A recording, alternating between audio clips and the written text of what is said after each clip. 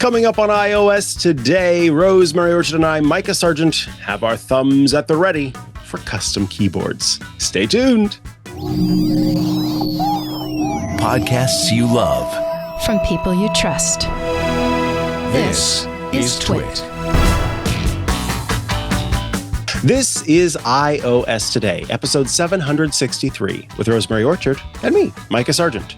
Recorded Tuesday, July 22nd, 2025, for Thursday, July 31st, 2025. Custom keyboards.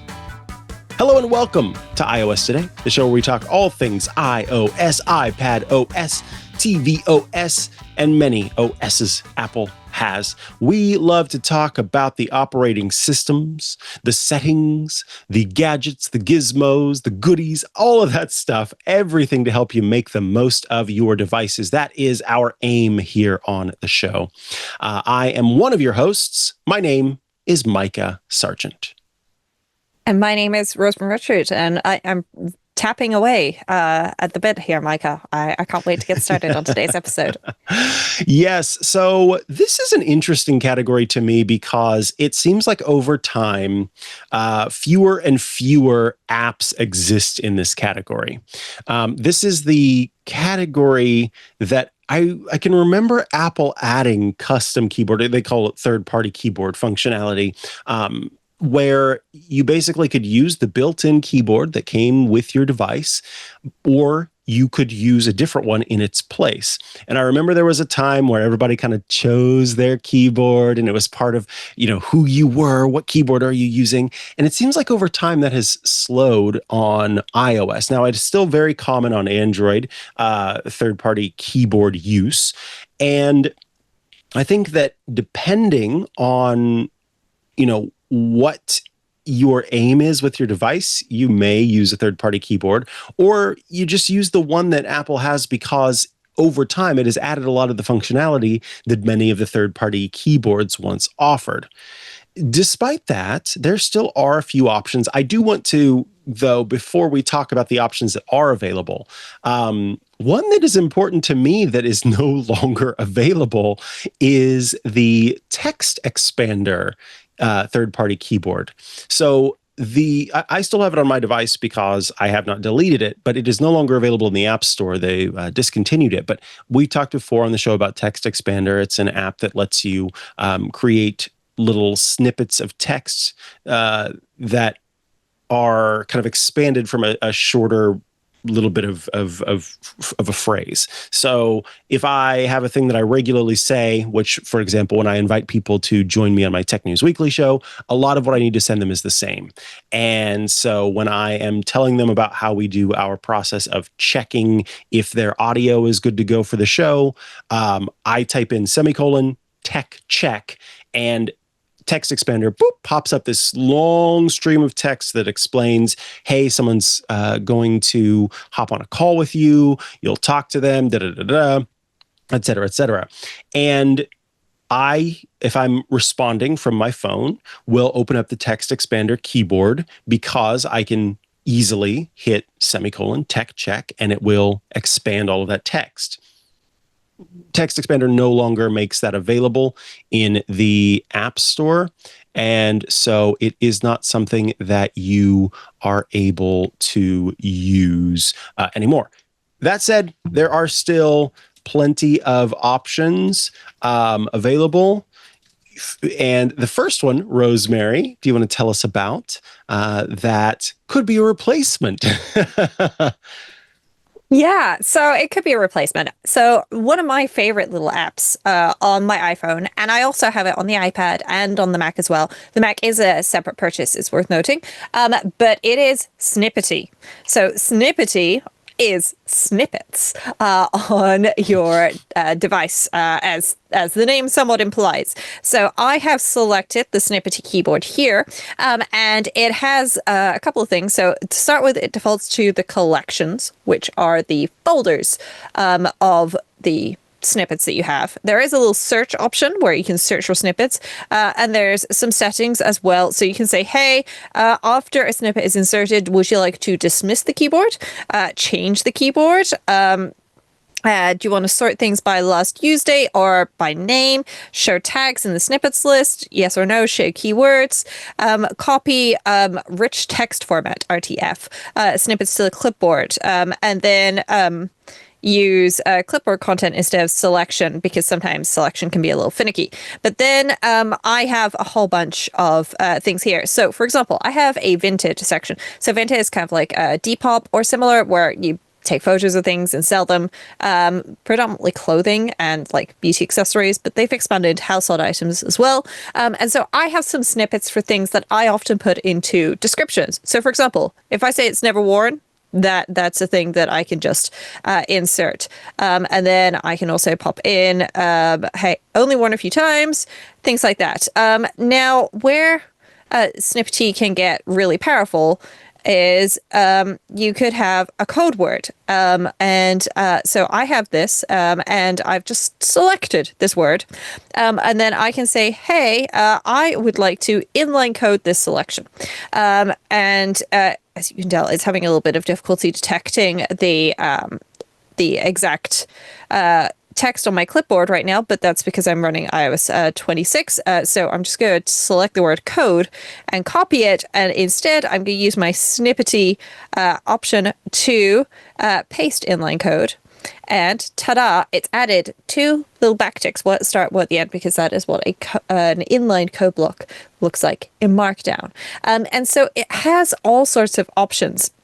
And if I go into the app, then you will see that it has formatting options. So I can select for things, for example, I have an exists query for Mongo database. Now, this is really nerdy. You don't need to know about the details, but this is a JavaScript snippet. And I can see in the snippet preview, it is set up as JavaScript. And in this case, I've actually got a selectable. So it's going to pop up and ask me, hey, true or false, and things like that. So when I go to create snippets, there are placeholders. So I can have an AI assistant. I can have auto-incrementing numbers. I can have calculated dates and times. I can have the clipboard content or clipboard history, but that only works on macOS, unfortunately. I can pop in a hyperlink, a link to a website with a predefined title. There's a multi-select where you can have it choose from a menu, and you can select like 3 options or just 1 if you want, all sorts of things.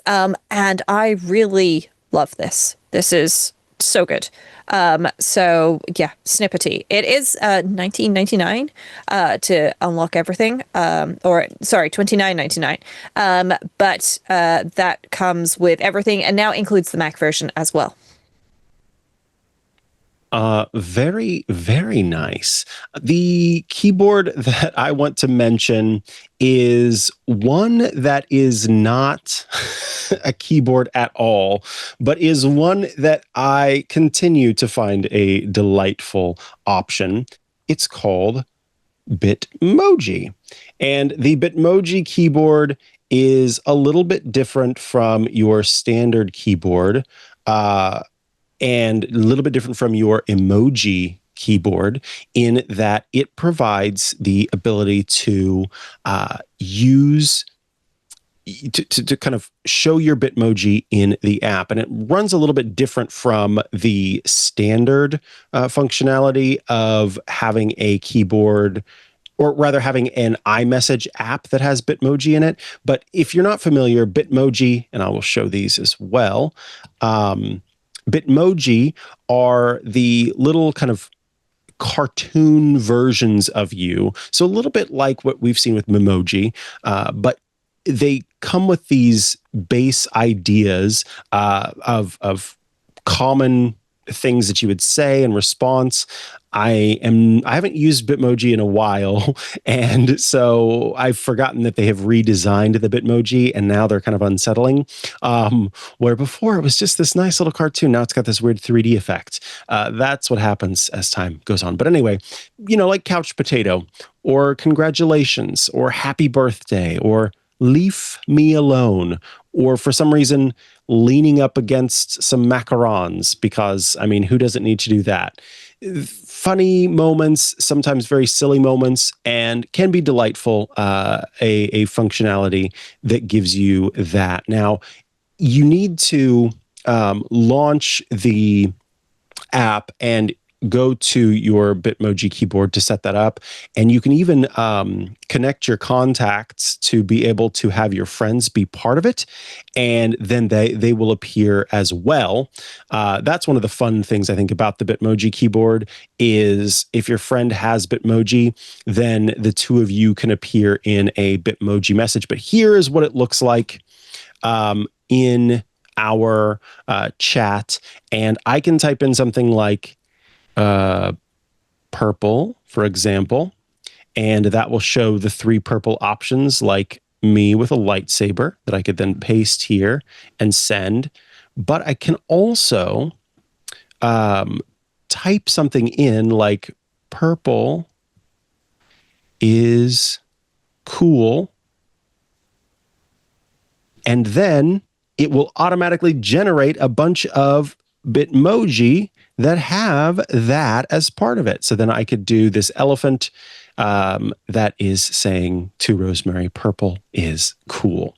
So it's not the most, task-minded app or anything like that, but I really do find it a delightful little app as well to use to play around with. So that is the Bitmoji keyboard, which is available for free in the App Store and lets you send funny little cartoons back and forth with your friends and family, or maybe to your enemies. I don't know. It's your choice.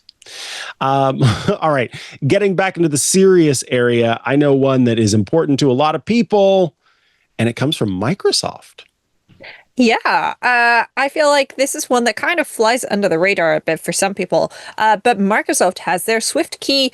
They've, of course, added the AI word to this, SwiftKey AI keyboard.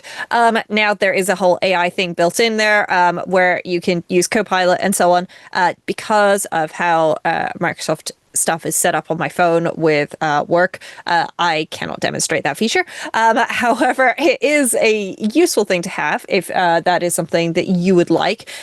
But one of the things that I think is really good about the SwiftKey keyboard is, first of all, when the keyboard briefly broke for me at the start of the developer beta for iOS 26, the SwiftKey keyboard was not broken, and I was still able to send and receive messages in all apps, which I wasn't able to do in certain apps with the regular keyboard. Secondly, it has a different emoji button at the top, which is a lot easier for some people to spot. My grandmother in particular really likes that. It has a handy dandy paste button there. So if I were to type something, and I happen to use the regular keyboard for that, I'll just swap back to SwiftKey, and then I can copy this. Then I can actually go ahead and I can see that it is there. And it has all those options. Now, I have set it up to be able to automatically copy and paste. But yeah, there's a number of things. So there is a GIF or GIF, depending on your pronunciation, search. So I could search for dolphin, which I can't spell, but that's okay. Autocorrect works just as well here. And now I can see a little dolphin. Now, if I tap on this one, it's copied, and then I can paste it, but this is a plain text application on purpose. So yeah, that particular one isn't showing up. There is a translator. So I could write, for example, pineapple. And I could translate that into, and I'm going to go with French, which should be right around here. And there we go. I can send that off, and it is ananas, because that is that. And then I can just paste that in, and ta-da. Yeah, I have ananas in my message. So it is just a different keyboard. It does have a swipe feature, and I wasn't aiming for a particular word there, but there I tried to type Mikah and it came up with mullah. So I guess that's like dollar. And so it's trying to say that you're going to win the lottery, Mikah. I don't know. I'm extrapolating here. But yeah, it is just a different keyboard. It's nice to have an alternative keyboard. I particularly like the fact that it does have that built-in translate function. It's also got create and camera options and some other things as well. But it's it's just a good keyboard to have as a spare. And I particularly like the fact that it does have those copy paste things, because that actually means that I can do things in Edge on my phone when I'm trying to do something for work, and it doesn't copy and then paste into the same application of this application does not support copy and paste due to your administrator's settings, because that really frustrates the heck out of me. It's like, I understand if I'm copying it to another app, but I literally just needed to take this and put it in this field. So yeah, it's nice to be able to utilize this. And yes, if you have like a company Copilot setup and so on, then you can use all of that. Or if you are not on an MDM program, that's a mobile device management program, then you can just use Microsoft Copilot to your heart's content. And last but not least for our category of custom keyboards, because again, as we've mentioned, they have kind of gone away over time. And in fact, before we get there, now that I think about it, let me quickly give a little tutorial for how you edit your custom keyboards, change them, etc. So from this settings app, head to the settings app, head to general, head to keyboard. And here up at the top, you will see keyboards. You tap on keyboards and you can see these are the 4 keyboards that I currently have activated. At the bottom is an add new keyboard button. When I choose that, it will show you the suggested keyboards to add. It will show you the built-in keyboards under other iPhone keyboards. And in the middle is the third-party keyboards option. So this is the section where you will have third-party keyboards that you don't currently have enabled to select and add to the kind of menu there that you have. So Fantastical has a keyboard and Text Expander, again, has a keyboard. Now, on the main page here, I can hit the edit button. And what that does is it lets you decide where each of these keyboards should be in the list of keyboards.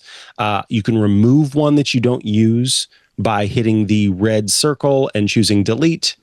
And then in each of these, going in and saying allow full access or not will give you the ability to use them fully as you need to. So, for example, with Text Expander, I do have that selected, which gives me the functionality to be able to use the Text Expander snippets in my messages. So that is how you go about enabling new keyboards.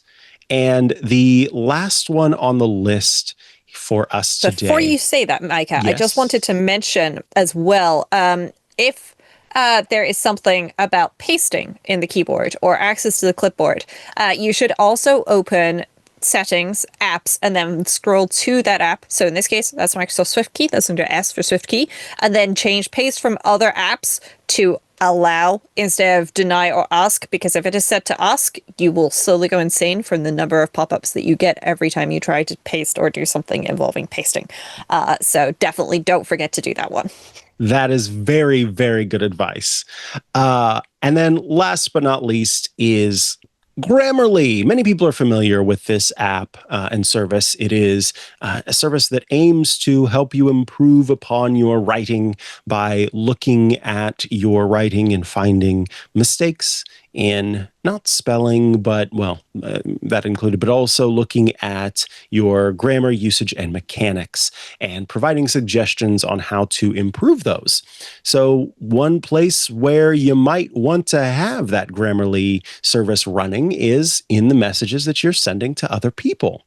And that is what the AI writing keyboard aims to provide with the functionality, again, of kind of telling you a little bit about your tone, looking at different options for vocabulary. So if you say, I want to make this a little bit more engaging, or if you are saying a lot, like the example I give, I expect it to cause an adverse effect on sales, but people, They said, okay, if you're trying to be concise, why don't we just cut out cause an adverse effect on and say hurt instead? I expect it to hurt sales. Yes, much easier. And looking at also being confident instead of saying, looking at being confident, I mean, instead of saying, I think I should be able to do that, say, I can do that. Plus the ability to kind of rewrite things. The way that they show it is really like with work stuff. So they're showing Slack, they're showing Teams. And yeah, I mean, if you've come to rely on Grammarly, then you probably want to be able to have access to it wherever you are. That's what the Grammarly keyboard aims to do, is provide you that access wherever you are. Anything else you want to say about Grammarly before we move on, Rosemary? No, just that, yeah, it's a nice option to have in your back pocket. It is an app that I tend to keep installed. I do not use this as my daily keyboard. Same as I don't use most non-stock keyboards as my daily driver. It is just a thing that is there so that I can go like, there's something, like my brain is not connecting all the dots here. There's a problem. I'm just going to whip out Grammarly. Same as writing tools that are built into iOS with iOS 18 and later, for those devices with Apple Intelligence, their tool. And it's always nice to have a tool available when you need it, especially when it's an app that doesn't really take up any physical space. I wouldn't necessarily recommend everybody has a backhoe in their shed ready to use in case they need to dig a hole. But it's kind of similar to having like a shovel or a trowel handy so that you could dig something if you needed to, and then you can always get bigger tools if you want them. So it's nice having a couple of custom keyboards for those times when it comes in handy. All right. That means it's time to move on to our feedback. We've got one message that comes in from Greg this week. Greg writes in, "Hi. In your spring summer cleaning episode, you mentioned an AirPod cleaning kit with distilled water and some other kind of water that breaks down the waxes. Can you tell me the name of the cleaning kit that you purchased?" Greg. Yes, Greg, we can tell you the name of the cleaning kit that we purchased because it is available on Apple's website, and we'll include another link in the show notes to it. But it is a product from Belkin, and Belkin created this cleaning kit called the Belkin AirPods cleaning kit. And this product has two types of water. One, I believe, is distilled, and the other is and now I can't think of the term. It is micellar water. And so what it does is it helps to break down the oils to help to kind of remove the earwax that's stuck in there. So micellar means that it's got micelles that are formed, and I'm reading a little bit about this to be more clear, formed when molecules that are soluble in both water and fat come together. And they arrange themselves so that the hydrophilic parts face outward and the lipophilic parts cluster together in the center. And so what it does is it helps to grab onto little bits of oil and dirt and other things and move them away from wherever they are, because the fats and oils want to kind of collect in the middle. So that is why micellar water is able to do what it does, and that's what it does in the case of the AirPods cleaning kit. So again, we will include a link in the show notes to the Belkin AirPods cleaning kit, which is available for just $13 on Apple's website. And that should help you out there, Greg. All right. So thank you, Greg, for writing in. I want to remind everybody, if you have shortcuts requests, if you've been working on a shortcuts project and you're having trouble figuring out how to solve it, you don't know exactly where you should be putting things, how it needs to go to get this to work just right, well, I think one of the foremost shortcuts experts exists right here on this show, Rosemary Orchard, and you can email us, iOStoday@twit.tv. Sorry, now I'm laughing because Dustin has said his seller, not my seller. Yes, that is his seller. Anyway, you can email us, iOStoday@twit.tv to get in touch. All right, let's talk about our app caps. And Rosemary, I'd love if you went first. All right, so this is somewhat follow-up from a couple of episodes ago where I mentioned the MagSafe pop socket as my pick of the week. And it was at the point shortly before preparing for the show, or while preparing for the show, that I discovered that there was a new MagSafe pop socket out. And that is this one. And this is a MagSafe pop socket. And those of you who are eagle-eyed are there going, wait, there's a little silver bit at the bottom? What? So it's a MagSafe pop socket that then it folds down and it becomes a stand for your iPhone. And I'm attempting to balance this on another magnetic stand that I use on my Kobo to show folks. So yeah, I really love this. And this was $40 for the pop socket MagSafe stand, and then I did pay a little extra to get this pop top, and this one is called Petal Frenzy. Now unfortunately I can't see Petal Frenzy on the US website. It's a lovely rose gold with like a dark blue background and then like pale blue, orange and yellow enamel flowers, and I really like the enamel grips here. By default these pop socket stands come with a metal pop grip in them, or pop top. Yeah, but I really like the enamel ones. It just makes it a little bit more tactile, chunky, easy to grab and hold, and I can feel. The one thing I have found, however, is I have a gorgeous rainbow one, and I found that I cannot use it because I spend about 98% of my day fiddling to try and get it straight on the back, so I have to go with anonymous patterns like this one or my previous MagSafe pop socket, which has this lovely stellar one. So pretty. So yeah, these are great. I have my little phone-sized ebook reader here, which the pop socket stand usually lives on the back of, but it works great on all these devices. And it's also worth mentioning that it is really easy nowadays because, of course, this doesn't stick. It MagSafes on, so I can pop that off to charge. But you can also just press and swivel, and then you can swap the top onto the back. So you can make any custom combination, and this is the dusk color, which is a lovely sort of purpley lilac. Yeah, really love this as a nice little combination, and it works really well on the back of my phone or ebook reader. Love it. My pick this week, this was on sale and I ended up getting it.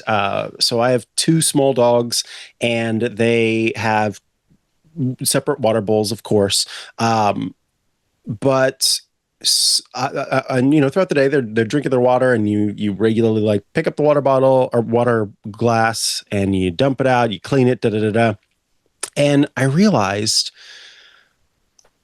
it might be nice because we've had it's what are they called, fungus gnat season, or we're actually just getting out of fungus gnat season, and a couple of fungus gnats have made their way into the water bowls, and I've had to dump it out and start over, and that gets kind of annoying pretty quick. So I thought I'm going to try the thing that a lot of people who have cats use, which is a pet fountain, and there was one on sale from a company called Pet Libro.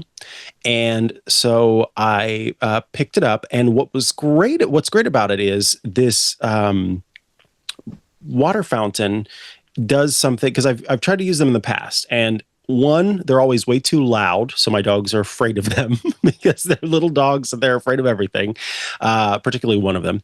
And two, the wire into the water bowl was kind of it would be unwieldy to try to figure out every time.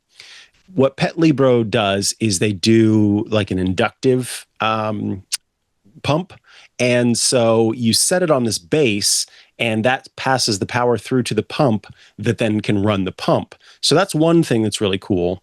Two, it's extra quiet. Three, the base is also a scale, and so it measures how much water has been consumed. consumed has been, yeah, I guess consumed works. It also has a foreign object detector so that if something like big gets in there, then you can go, oh, something is there, and it'll stop it'll stop running, which is great. But the final thing, and the thing that sold me on it is, whereas most water fountains that you get, you plug it in and it runs and it's spraying water, da da da. This instead has an alternating option. So every 15 minutes, it cycles the water and then it stops. And that is what makes my dogs okay with it. And I have not seen a water fountain that does this before. There's also so I didn't need all of this extra functionality, but it is Wi-Fi connected. And so on top of just being able to do all of that, you can keep track of how much water they're drinking from the app. You can also change if you want to go back to the like constant, because that kind of is my goal in the end, that as the more they use it, the more they're around it, the more they're okay with it, then we just have it constantly filtering the water and cycling the water, which I think will be fine. If not, also fine. But it's so far proven to be quite good. It has reminders too. The app has reminders for telling you, hey, it's time to replace the filter or clean it out or do whatever you need to do. So I'm not really going to like, the app itself is not all that interesting. It was more about the device, but Pet Libro makes other devices as well, including wet food feeders, dry food feeders. And as Dr. Drew says in the chat, good company, like their feeder with webcam, but this seems higher tech.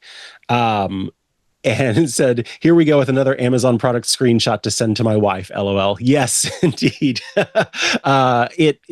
are. I've been really impressed with the stuff that they make, and I am considering getting a couple of their food things as well. Again, they have wet food and dry food options so that the wet food can stay stable within. So it's like refrigerated. So it's a little bit more of an investment if you do that. But Pet Libro, very cool company making some cool stuff. And as I said, it was on sale during Prime Day. That's when I picked it up. So be on the lookout for deals from them. And don't forget Camel, Camel, Camel. You can pop in the link to one of these products and look at its lowest price and then be alerted whenever it gets there. You get a good deal on it. So and don't forget as well to check on the product page on Amazon, because sometimes there's vouchers on there that you can just check a box if you're a Prime member, and then you get discounts that don't show up elsewhere. So like you can add it to your basket on Amazon and it'll tell you about price drops, but it won't necessarily tell you about those vouchers. Yes, there you go. That's some other good advice. And that's funny. Dustin posted about fungus gnats in the Discord. I want to a little tip as we come to the end of this episode. There are these things called mosquito bits, and essentially it's a little bacteria that will kill mosquito larvae. And so they're typically used in like standing water. They look like little corn cob husks, little bits of corn cob that's kind of been ground up, and on it are these bacterium, I guess. And those you don't grab with your hand, but you spread into standing water. Well, you can also use them to kill fungus gnats. So you take a little bit of that and you make what's called fungus gnat tea. So you put in the mosquito bits, you put in some warm water, you let it sit and steep, and then you water your plants with it for, I think it's 3 weeks, once a week for 3 weeks, because that's the life cycle of a fungus gnat, like gestation through whatever. And it kills the larva. And then you use sticky traps next to your plants to get the adults. And between the two of those, we wiped out what was bound to be an infestation of fungus gnats, because someone very kindly brought us a house plant that they had gotten. And it was unfortunately outdoors, and it came with a bunch of fungus gnats. And so they started to take over our other plants. The gift that kept on giving. The gift that kept on giving and giving and giving. So yeah, between mosquito bits and sticky traps, that's how you get rid of fungus gnats. There's some advice for you there at the end. All right, let me tell you about Club Twit. That's some other advice I have for you. Twit.tv/Club Twit. I'm talking about the Discord. That's how you get to it. Monthly and yearly plans available. When you join the Discord, when you join Club Twit, rather, you gain access to every single one of our shows ad-free, just the content. You gain access to our Twit Plus feeds that include our news events, that include our shows that are Discord exclusive, that are Club Twit exclusive, and our bits and clips as well. On top of all of that, the Discord, which I keep mentioning. Yes, it also is included. You can join the Discord and have a bunch of fun there, hanging out with us, chatting with us, and having a good old time. So if that sounds good to you, I'm sure it does, head to twit.tv/clubtwit. I would love to see you in the Discord and welcome you to the fun. Let's see, our latest person to join, Badu. Welcome to Club Twit. And thank you for being here with us. There's also user Lindsay, Pseudo Witch. Thank you for joining as well. So those are a couple of folks. Maybe I'll start doing that. Little shout outs at the new people to join. Thank you for joining the club, and we look forward to hanging out with you in the Discord. All right, Rosemary Orchard, if people would like to follow you online and check out all the great work you're doing, where should they go to do so? The best place to go is rosemaryosher.com, which has got links to apps, books, podcasts, and all the social media sites where you can find me. Plus, you can find me in the Club Twit Discord, where you will get a shout out if you happen to be the newest person to join the Discord at the end of the show. And also, you can chat with us during recordings and all of those good things. So people can give us feedback on things like getting rid of fungus nets, which I'd never heard of before today. That was not a thing I needed to know existed. So thank you for that, Mikah. But in the meantime, where can folks find you? You can find me online at Mikah Sargent, or you can head to chihuahua.coffee. That's CHIHUAHUA.coffee, where I've got links to the places I'm most active online. Thanks so much for being here. We'll catch you again next week. Bye-bye.